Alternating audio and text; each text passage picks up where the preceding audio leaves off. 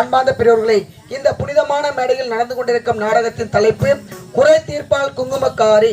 குறை தீர்ப்பால் குங்குமக்காரி என்னும் நாடகம் நடைபெற்றுக் கொண்டிருக்கிறது. அது மட்டுமல்லாமல் விடியற் காலையிலே 4 மணி அளவிலே காளி வேடம் இருக்கிறது.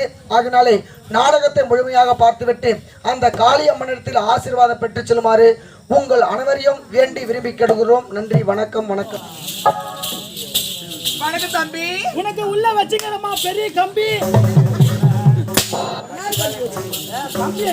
பாதுகாப்பு. பாதுகாப்புக்கு அம்மா யாரும் வரக்கூடாது இல்ல, பாதுகாப்பு கம்பி வச்சுக்கிறேன்.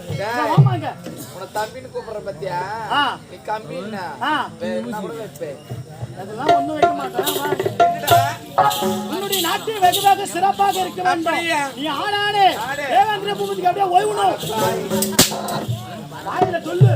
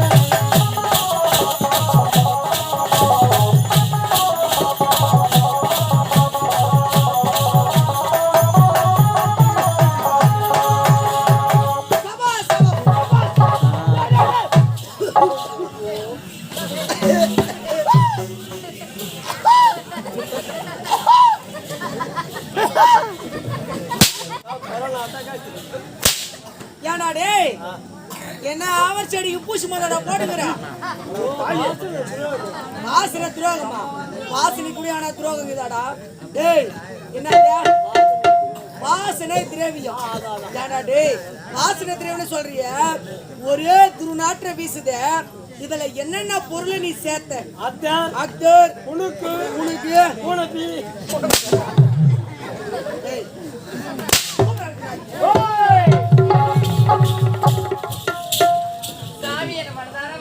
வாங்க வாங்க ஏந்திரமா. வணக்கம் மாமா.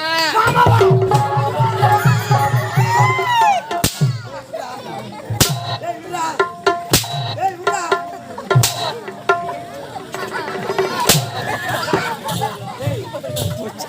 யாரா? அக்கா பொண்ணா? அக்கா பொண்ணு தானே? ஆமாமா. அவ தான் ஏதோ பாசமா தாய் மாமன் சொல்லிட்டு மாமான்னு சொன்னான். மாமாண்ணா அவளை போய் சேர்த்து குடிக்கிறிய, அவளை யார் திருமணம் செய்து? மாமான்னு சொன்னோன்னே எனக்கு அப்படியே கழுப்பிச்சு. ஏய் வாங்க. யார் அவன்? தாய் மாமன். ஓ தாய் மாமன். தாய் மாமன் தானே? அவன் தான் புத்தி இல்லாம வந்து கட்டி பிடிக்கிறானா? வேணானே சொல்ல மாட்டியா? அப்படியே பசு மாடாட்ட படிக்கிறேன். நான் தான் எப்ப கட்டி பிடின்னு பாத்துக்கிறேன். தாத்தா.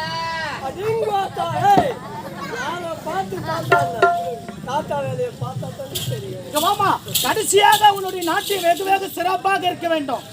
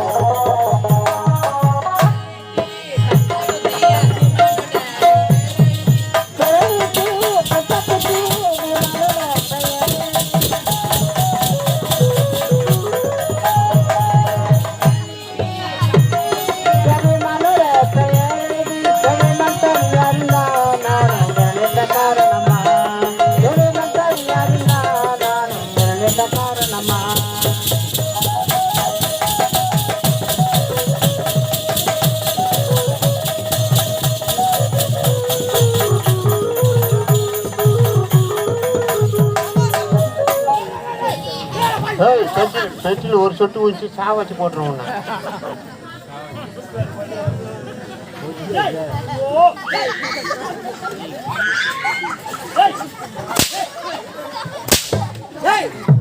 என்ன தெரிஞ்சுக்கிற? பண்ணினையா அவன் தலைமால ஊத்தி அப்படியே அபிஷேகம் பண்றான். பண்ணி நெய் ஏன் தலைமையில ஊத்துறமா? பண்ணி நெய்யா? பண்ணி நீர். ஓ பன்னீர். ஏண்டா டேய், கேவலமே வாசனையா இருக்கட்டும் அப்படின்னு பன்னீர் தெளிக்கிறேன் நான் சைலண்ட். நியாயம்தான். ஏண்டா டேய், ஒரு பன்னீரை தெளிக்கலன்னா எப்போதுமே வலது கரத்துல தான் தெளிப்பாங்க. போய் இடது கரத்துல தெளிக்கிறிய. ஏண்டா டேய், இந்த கரம் கொஞ்ச நேரத்துக்கு முன்னாடி என்னன்னா வேலைலாம் அப்படியே வயசு ஒரு நம்பாரு அதுல இதுலதான் தெளிக்கணும். அது தெளிக்காது. வாகன கரத்தை கொடுக்காத கரம் இந்த கரம். ஒருத்தரை கொலை பண்ற கரம். புண்ணியம் கரம். டேய், இந்த கரம் புண்ணியம் செய்தா? அப்படி என்ன புண்ணியம் செய்கிறது? ரெண்டே வேலை தான். என்ன வேலை? காலை மாலையா? நாட்டு நிகழ்ச்சி வெகு சிறப்பாக முடிந்து விட்டது. இருந்தாலும் இப்போது தேவ சபை கழிய வேண்டும். நாட்டிய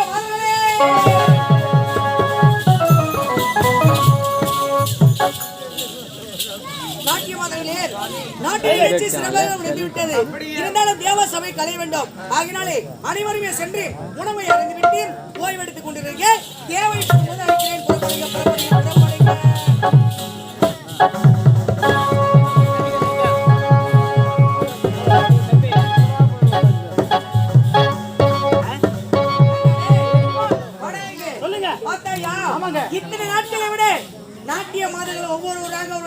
காட்டினார்கள். எப்படி இருந்தது? சிறப்பான நாட்டியமா நாட்டியமா அபாரம் அம்மா சூத்தோ டமாரம்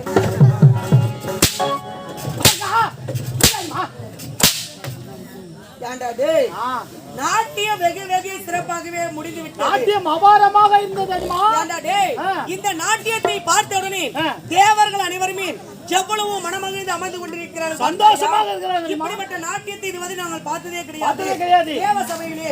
அப்படி என்று தேவர்கள் அனைவருமே வாயார வாழ்த்துக் கொண்டிருக்கிறார்கள். தேவேந்திரன் வாழ்க தேவேந்திரன் வாழ்க ரெண்டு வாயார வாழ்த்துக் கொண்டிருக்கின்றார் உன்னை. அது மட்டும்தானா? இவன் வார்த்தையா? இவன் யார் தெரியுமா? என்னுடைய வளர்ப்பு மகன் அச்சயவன்.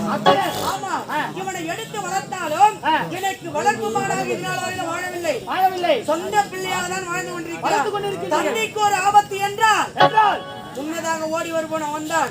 அதனால்தான் நான் இந்த தேவ சபையில் அமர்ந்து கொண்டிருக்கிறேன். அனுதினமும் அவனை நகரோலம் செல்ல சொல்லுவேன். நகரோலம் சென்று தேவர்களுடைய குறையை தீர்ப்பது அவனுடைய கடமையாக. ஊர்வசி, உனக்கு ஒரு கட்டளை காத்து கொண்டிருக்கிறது. ஆமா, என்ன தெரியுமா? நாம் இருப்பது தேவலோகம், கீழே இருப்பது பூலோகம், மத்தியிலே ஒரு உலகம் இருக்கிறது. அந்த மத்திய உலகத்திலே எனக்கு தேவையான பாரிஜாத மலர்கள் அத்தனையுமே வாடி வதங்கி கொண்டிருக்கிறது. இப்போது மத்திய உலகம் சென்று பாரிஜாத மலருக்கு தண்ணீர் ஊற்ற வேண்டும். அதான் உங்களுடைய கடமை. புறப்படுங்க. உனக்கு ஒரு கட்டளை காத்து கொண்டிருக்கிறது. எனக்காக கடமை ஒன்று காத்துக் கொண்டிருக்கிறது. ஆமா, அது என்னவென்று சொன்னால் நிறைவேற்ற நான் காத்துக் கொண்டிருக்கிறேன். ஊர்வசியோ சென்றிருக்கிறாள் மத்திய உலகத்தில் இருக்கக்கூடிய பாரிஜாத மலருக்கு தண்ணீரை ஊற்றுவதற்காக. நெய்ய பின்தொடர்ந்தே மத்திய உலகம் சென்று அந்த பாரிஜாத மலர்கள் ஒன்று கூட களவு போகக்கூடாது, பாதுகாப்போடு இருக்கணும். அதுதான் உன்னுடைய கடமையே. அப்படி சென்றுதான்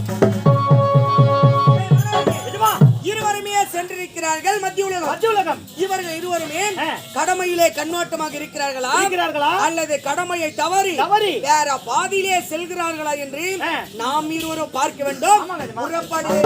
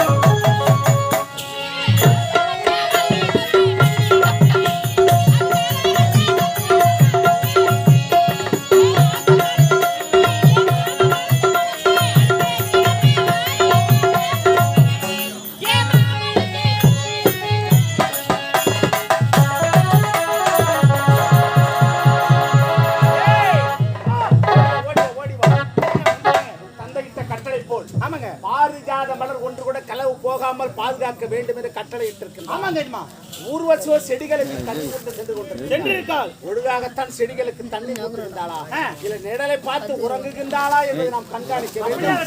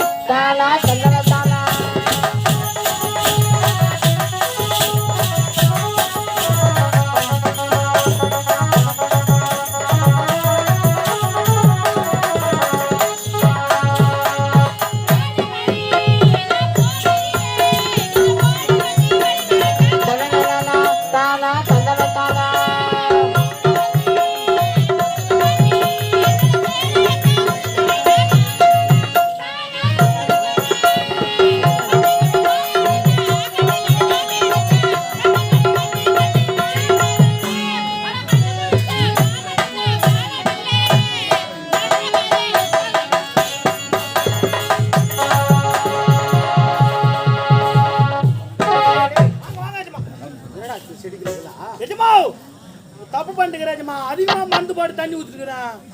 தப்பு பண்ணிட்டியா? ஆமா அஜமா, அதிகமா மருந்து போட்டுக்கிறாஜமா.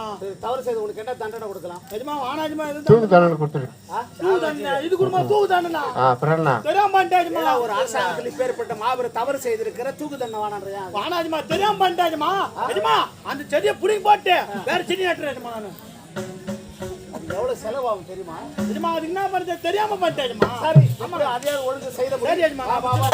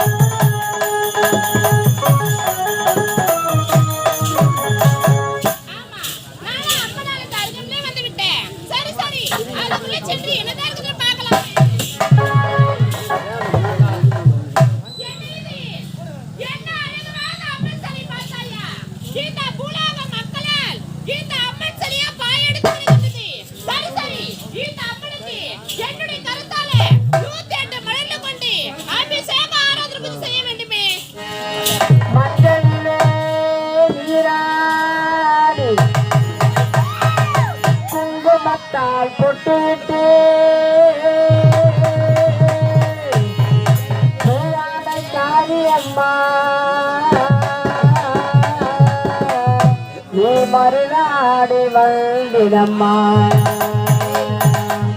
உடுக்கப்பட்ட முழுசளிக்க உரிமை மேளம் காணொலிக்க சுத்தாங்கு ஆடை கட்டி தாயேனி சீறி எழுந்திடம்மா ஏழ்மலையனூரில் கோயில் கொண்ட என் அங்காள ஈஸ்வரியே ஆத்தாவை அழைக்கின்றேன் ஆடிங்கே வந்திடம்மா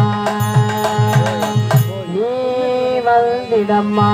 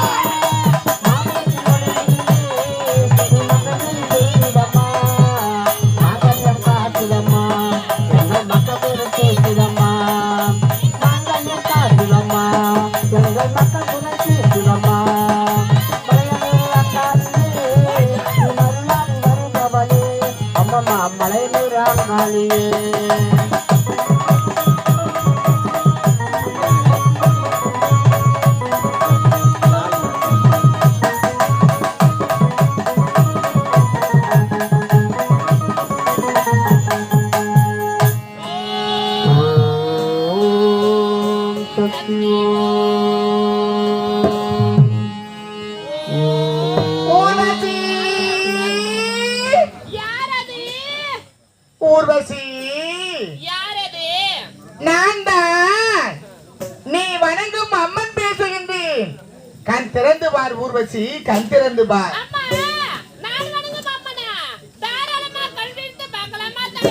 தாராளமாக பார்க்கலாம் ஊர்வசி. ஊர்வசி,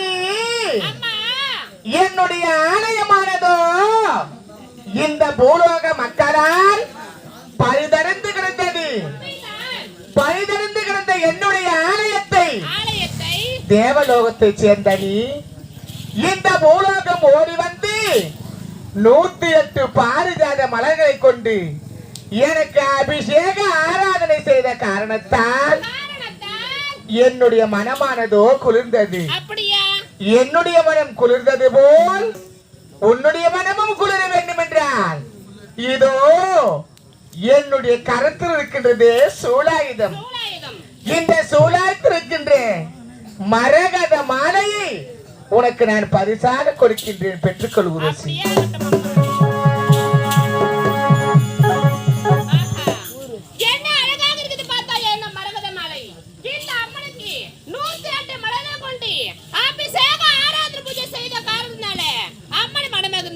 இந்த மரகத மாலையை எனக்கு பரிசாக கொடுத்திருக்கின்றார். இந்த மரகத மாலையை இப்போது என்னுடைய கழுத்தில் எடுத்துக்க வேண்டுமே. அம்மா, ஏன் இவ்வளவு அவசரப்படுகின்றாய்? என்னம்மா? ஊர்வசி, அம்மா, இந்த மரகத மாலையை நீ இப்போது அணிவிக்க கூடாது. ஏன்? அதோ பார்த்தாயா, என்னுடைய ஆலயத்தின் எதிரிலே ஒரு பொத்தாமரை குளம் ஒன்று இருக்கின்றது. அந்த குளத்தின் அருகாமையில் சென்று அந்த குளத்திலே இறங்கி நீராடிய பிறகு இந்த மரகத மாலையை உன்னுடைய கழுத்தில் அணிவித்துக் கொண்டால் உன்னுடைய உடலானது புனிதமடையும். போ அந்த பொத்தாமரை குளத்திற்கு.